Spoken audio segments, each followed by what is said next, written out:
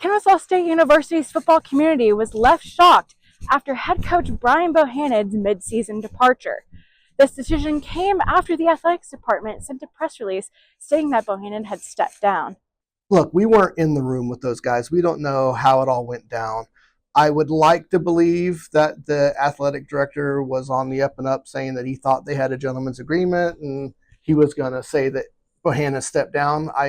But we don't know. What I do know is this was a transition year, and usually when you make the jump from the lower division up to the bigger one, you get a year or two as a transition, and Bohannon didn't get that, and I think he got kind of a raw deal. Bohannon went on X, formerly known as Twitter, to clarify that he did not step down, and further stated that the athletics director, Milton Overton, wanted a change in leadership. The following day, Overton sent a press release confirming Bohannon's claim, but adding that he offered Bohannon the opportunity to announce that he was stepping down, an offer that Overton thought Bohannon had accepted.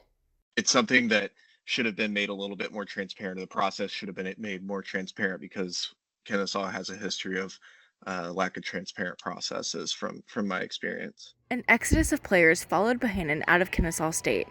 After his departure, at least 28 players entered the transfer portal, including his sons Braden and Blake.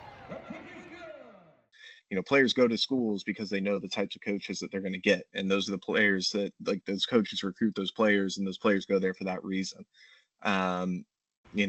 It's inevitable if any coach leaves or gets fired, players are going to leave, but 30 players, that's a significant portion of the roster, and I think it shows the influence that he really did have in the locker room and how much those players loved him. 6 days after the athletics department announced his departure, Bohannon was seen greeting his former players as they walked into the stadium. It shows he was a class act.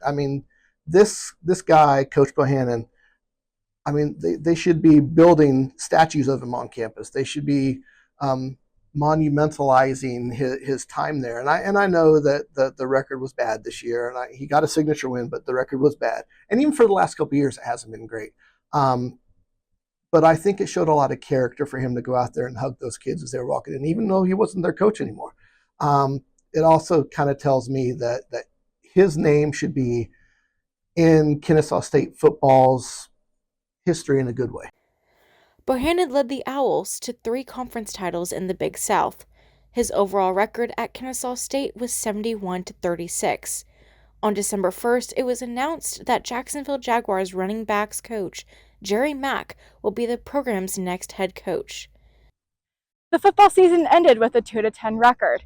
We reached out to the KSU athletics department for an interview, and they declined to speak with us. Reporting from Fifth Third Stadium, this is Erin with Fresh Take Georgia.